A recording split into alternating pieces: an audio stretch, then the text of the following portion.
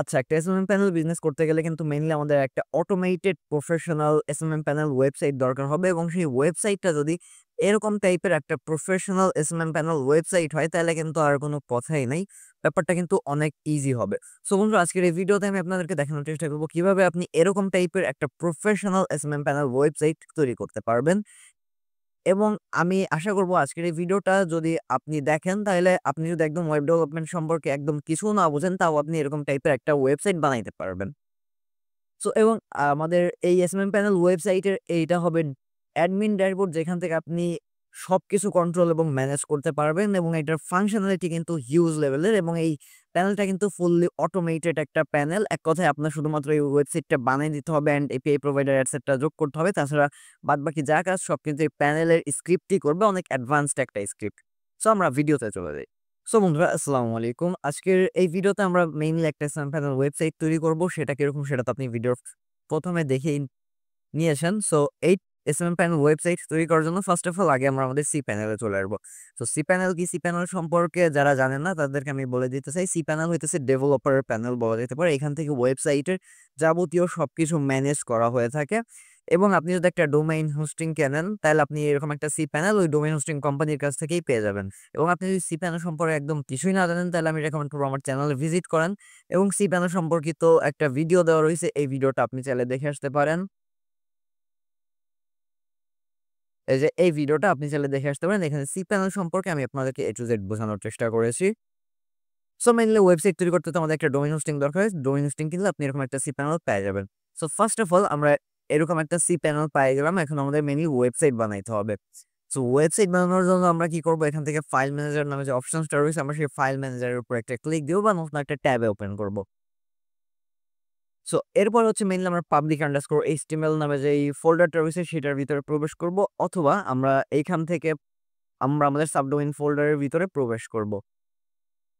দেন এখান থেকে আমরা আপলোডের উপর ক্লিক করব। এক কথায় আমাদের সার্ভারে কিছু কোড বা কিছু স্ক্রিপ্ট আপলোড করতে হবে।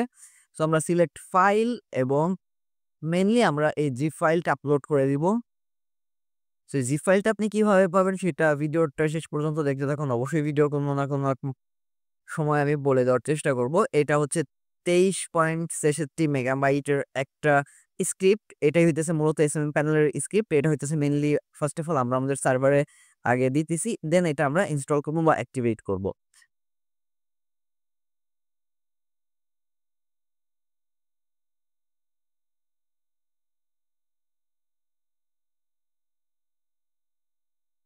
সো মেইনলি এখানে আমাদের একটা গ্রিন মার্ক চলে আসছে। তার মানে হচ্ছে এইখানে আমাদের সার্ভারে ফাইলটা আপলোড হওয়া কমপ্লিট। আমরা এখান থেকে একটু রিলোডে দিব, তাহলে দেখবেন একটা জিপ ফাইল আপলোড হয়ে গেছে অলরেডি। সো আমরা যদি আমাদের এই ডোমেইনটা যদি একটা নিউ ট্যাবে ওপেন করি, আগে আপনাদেরকে জাস্ট দেখানোর জন্য, যেহেতু আমি বলেছি যে আমরা একদম বেসিক থেকে শুরু করব। সো দেখেন এখানে কি ইন্ডেক্স অফ মানে ওয়েবসাইটে কিচ্ছু নাই। সো আমরা এখন এখানে হচ্ছে এক্সট্রাক্ট করব। আমরা এক্সট্রাক্ট এর উপর ক্লিক দিব। মানে এক কথায় আপনারা যারা এক্সট্রাক্ট এই জিনিসটা বোঝেন না, যারা নতুন রয়েছে, সেটা হইতেছে একটা ফাইল আবদ্ধ অবস্থায় ছিল। আমরা আমাদের সার্ভারে এনে সেটাকে একদম ছড়িয়ে ছিটিয়ে ফেলেছি বা খুলে দিয়েছি এক কথায়। তো আশা করি বুঝতে পারছেন। এখন হচ্ছে আমরা জিনিসটাকে ডিলিট করে দিব জিপ ফাইলটাকে, বাদবাকি এগুলো আমরা কিছুই ডিলিট করব না।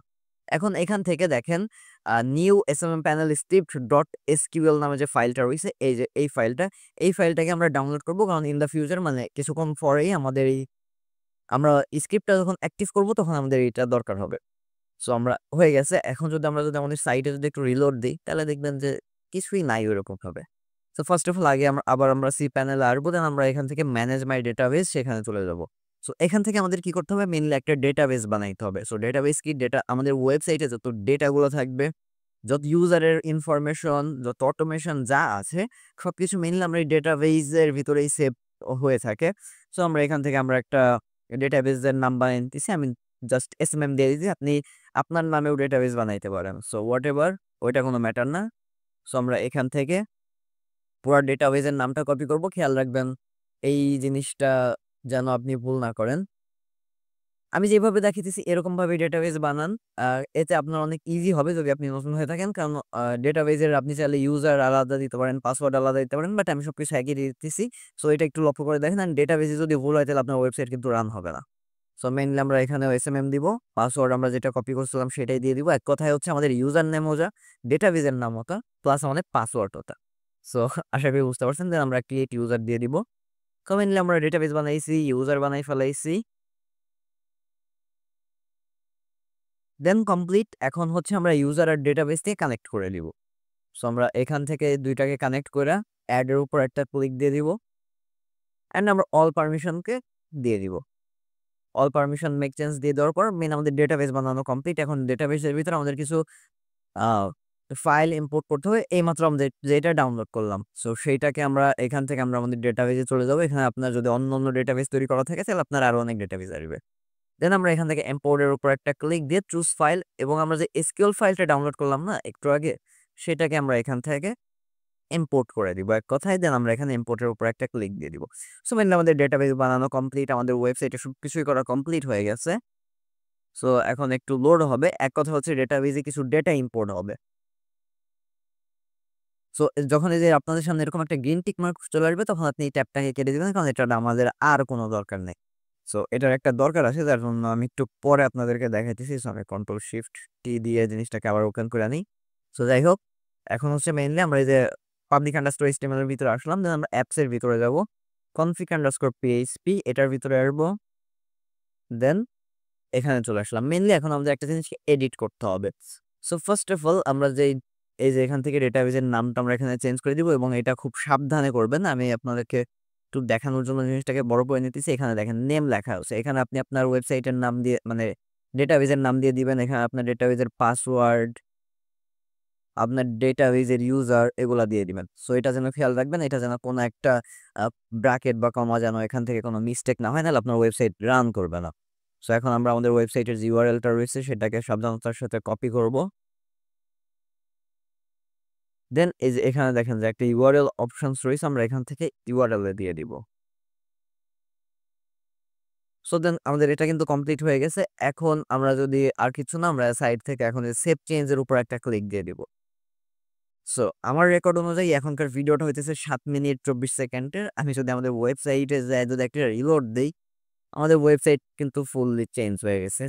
সো এখন আমরা যদি সাইটে যদি স্ল্যাশ অ্যাডমিন দিই, তাহলে কিন্তু আমরা জিনিসটাকে অ্যাডমিন ইউজ করতে পারবো। So admin user name password কোথায় পাবেন, সেটা হইতেছে আপনি যাবেন আপনার ডেটাবেজ এবং অ্যাডমিন নামে অপশন থাকবে, যেখানে দেখেন আপনার ইউজার নেম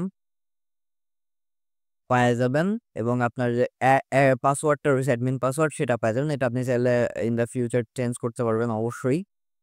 সো আমি লগ ইনের উপর যদি ক্লিক দিই, তাহলে কিন্তু অটোমেটিক্যালি কিন্তু চলে আসার কথা। সো ওয়েট, আসলো না। সো আমি পাসওয়ার্ড ভুল করছিলাম।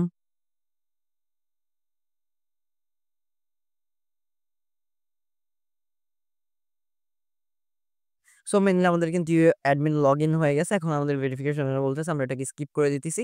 সো মেইনলি কিন্তু আমরা আমাদের ড্যাশবোর্ডের ভিতরে চলে আইছি। সো অ্যাডমিন প্যানেল নিয়ে আমার চ্যানেলে একটা ভিডিও দেওয়া রয়েছে। আপনি যদি অ্যাডমিন প্যানেল সম্পর্কে একদম কিছুই না বোঝেন, তাহলে আমি রেকমেন্ড করব যে আপনি আমার ওই ভিডিওটা দেখে আসতে পারেন। ওই ভিডিওতে আমি অ্যাডমিন প্যানেল সম্পর্কে বিস্তারিত বোঝানোর চেষ্টা করছি। সো মেইনলি সব কমপ্লিট হয়ে গেছে। এখন হচ্ছে আমরা বলি, এখন হয়ে গেছে মেইনলি আমাদের স্ক্রিপ্টের যে ব্যাপারটা, এই স্ক্রিপ্টের ব্যাপারটা বলি। আপনার যদি স্ক্রিপ্টটা দরকার হয়ে থাকে, তাহলে অবশ্যই এই সাপোর্ট নাম্বারে যোগাযোগ করবেন। এই নাম্বারে যোগাযোগ করে এই স্ক্রিপ্টটা নিয়ে নিবেন। এই স্ক্রিপ্টের নির্দিষ্ট একটা মূল্য রয়েছে, বাট আমি সেটা বলতেছি না, কিন্তু এটা অনেক অনেক কম, সেটা অনেক কম। আপনি চাইলে এই নম্বরে যোগাযোগ করে নিতে পারেন। এবং যারা এতক্ষণ ভিডিওটা দেখছেন, তার মানে আপনার একটা এসএম প্যানেল ওয়েবসাইট লাগবে বা আগ্রহ আছে। সো একটা এসএম প্যানেল ওয়েবসাইট বানাইতে কিন্তু আমাদের একটা ডোমেইন লাগবে, হোস্টিং লাগবে, সবকিছুই লাগবে। সো ডোমেইন হোস্টিং সবকিছু লাগবে। এখন ডোমেইন হোস্টিং কিনতে গেলে কিন্তু 1500-2000 টাকা, এবং ডেভেলপারের খরচ, স্ক্রিপ্টের খরচ, সবকিছু কিন্তু অনেক পড়ে যায়। সো আপনার যদি একটা প্রফেশনাল এসএম প্যানেল ওয়েবসাইট লাগে, তাহলে আপনি আসতে পারেন KHTS বিল্ড করতে। এটার লিঙ্ক অবশ্যই ভিডিও ডেসক্রিপশন বক্সে থাকবে, অবশ্যই একটা অ্যাফিলিয়েট লিঙ্ক। এবং ভিডিও আমার চ্যানেলের অ্যাবাউট পেজেও আছে। আপনি এখান থেকে দেখেন মাত্র 999 টাকা প্রতি বছর যদি আপনি এদেরকে পে করেন, আপনাকে এরকম একটা প্রফেশনাল একটা এসএম প্যানেল ওয়েবসাইট এরাই আপনাদেরকে বানিয়ে দিবে। এবং আপনি যদি ওয়েবসাইট ম্যানেজ নিয়ে কোনো প্যারা খান, এদের 24 আওয়ার্সের সাপোর্ট সিস্টেম তো আছে। আপনি চাইলে এখান থেকে যদি অর্ডার করেন, ডোমেইন হোস্টিং এরা সম্পূর্ণ আপনাকে ফ্রি দিবে, এবং আপনাকে একটা প্রফেশনাল ওয়েবসাইট বানিয়ে দিবে। সো আশা করি বুঝতে পারছেন। আপনার যদি একটা ওয়েবসাইট দরকার হয়ে থাকে, আপনার ডোমেইন হোস্টিং নাই, তাহলে আপনি এখান থেকে একটা ওয়েবসাইট অর্ডার করতে পারেন। আর আপনার যদি স্ক্রিপ্ট লাগে, অবশ্যই ভিডিওর ফার্স্ট কমেন্টে যান, একটা হোয়াটসঅ্যাপ নাম্বার আছে, সেই নাম্বারে যোগাযোগ করলে আশা করি পেয়ে যাবেন। সো আল্লাহ হাফিজ, দেখা হবে নতুন আরেকটা ভিডিওতে। এবং আপনি যদি চ্যানেলটাকে সাবস্ক্রাইব না করে থাকেন, চ্যানেলটাকে সাবস্ক্রাইব করে রাখবেন এবং কিভাবে ফ্রিতে সিম্পল ওয়েবসাইট বানাইতে হয় সেই সব ভিডিও আমি আপনাদেরকে প্রোভাইড করে থাকি। আপনি চাইলে এইসব ভিডিও দেখার জন্য আমার চ্যানেলটাকে একটু ভিজিট করতে পারেন যদি আপনার ওয়েব ডেভেলপমেন্ট শেখার আগ্রহ থাকে। সো আল্লাহ হাফিজ।